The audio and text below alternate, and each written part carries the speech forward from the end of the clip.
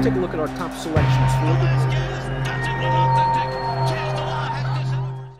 Dan Illman, Mike Beer, race number 6 on Saudi Cup Saturday is the Saudi Derby. Let's take a look at this field. We are going a one-turn mile for $1.5 million. And that's why Steve Asmussen is one of the best in spotting his horses, Mike, because where else could you find a $1.5 million one-turn mile race for Cowan, a talented 3-year-old, but a horse that might be best suited for turf sprinting and is capable going a mile on dirt?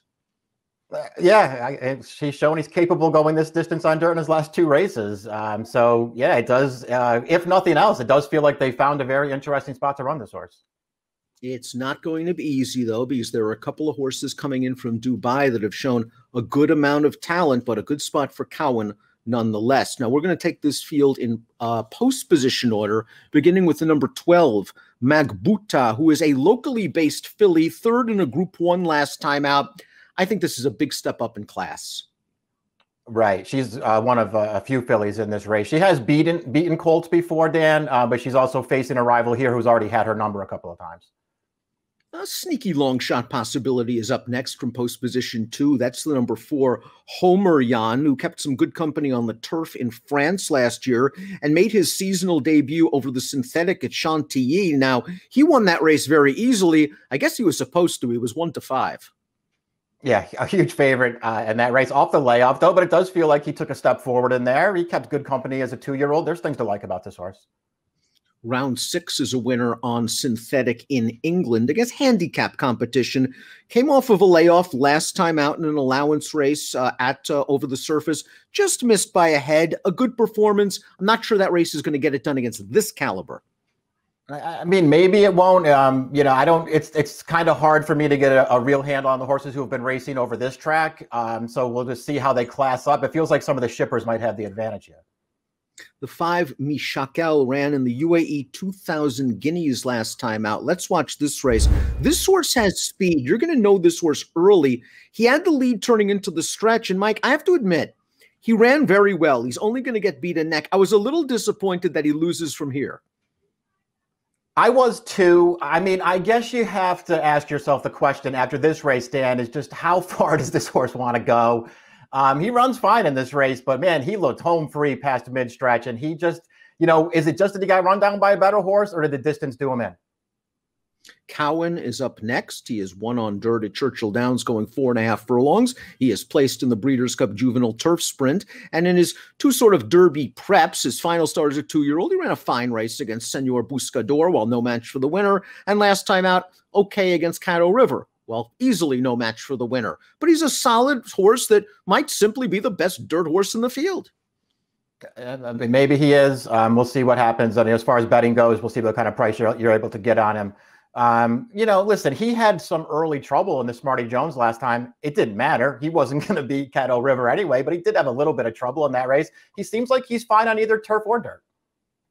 The number 11 is Hatim, probably the best 3-year-old filly locally based in Saudi Arabia. She has won her last 4 starts, 2 of them at the mile distance. We know she's comfortable over course and trip. Now we'll see if she's comfortable against better company. Yeah, that's the big question. Again, you know, these horses that have been racing locally, they're just really hard to get a handle on. This horse has done absolutely nothing wrong. She's going to face some better horses here.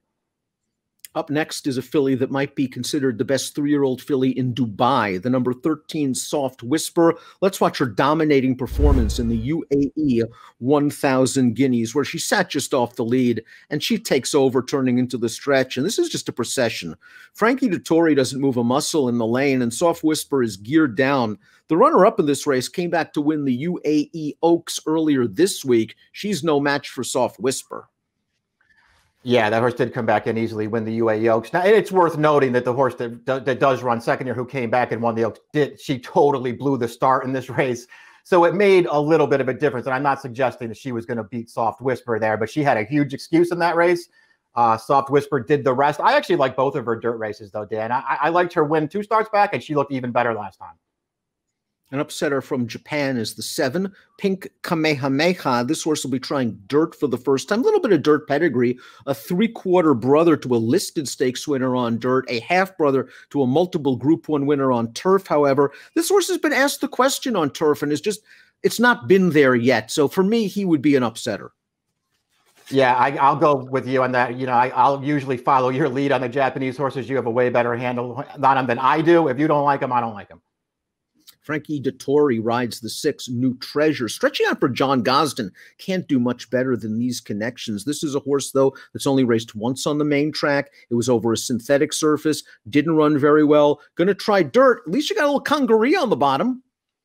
Yeah, going to try dirt. They're going to stretch out a little bit here, too. That could certainly help this horse. I mean, it feels like there are some angles here for some really good connections. A horse with perhaps the most long-term potential in this race is up next. The number 8, Rebels Romance. This horse, a perfect 3 for 3, 2 wins on synthetic in England, and then this performance in the UAE 2000 Guineas. This is a big, good-looking horse. He's still a little bit green, but I love the way he sat off the pace. He made a wide bid, and he's going to grind these horses down, and the runner-up is the horse that came back to win the UAE 2000 Guineas. We saw him run Mishakal down in that race. This is a solid game performance, and while he only wins by a head, I think he wins a lot easier than it looks. And that's what I thought too. I mean, it's going to be close at the finish, but it always looked like he was holding on here, just sort of doing what he had to do. And like you, I just sort of liked everything he did leading up to him taking the lead in that race. He just looks like a horse who's getting better with every single race. Al-Badri is up next, the number 1, and Al-Badri was a winner in his main track debut at England last time out against handicap horses. This is a horse that has some speed. I think we'll know him in the early stages, but jumping up in class. Yeah, I don't know what you're going to get from this horse. I'm trying dirt for the first time, but he is, you know, one of the longer prices that I threw in there a little bit. He won his career debut. I feel like after that, they just sort of ran him in races that were too tough for him. Just, you know, several really tough stakes races after the debut win. He came off the layoff last time. He handled a different surface. He handled a mile, and he did it all the while, you know, being really hard to handle early in that race. I think there are things to like about this horse at a price. Depleting the fields, the 10, Shibalatam. This horse has had his chances in Saudi Arabia in his last 2 races. Second 2 starts back, but another horse just taking a big step up in class. Yeah, he hasn't handled it necessarily in his last 2 starts, and this is probably even tougher. Let's take a look at our top picks for the $1.5 million Saudi Derby. Rebels Romance. Just a big, good-looking colt, Mike. I think he's going to like more distance down the road. He's kind of an exciting prospect. Maybe we'll see him in the States down the road.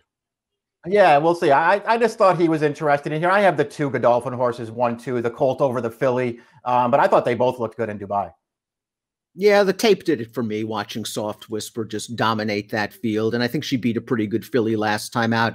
And it also appears she's got a little bit of tactical speed that can make her trip. So I'm going to go with Soft Whisper. 13-5-8-1 for me. 8-13-2-1 for Mike in the Saudi Derby on Saudi Cup Saturday. Best of luck.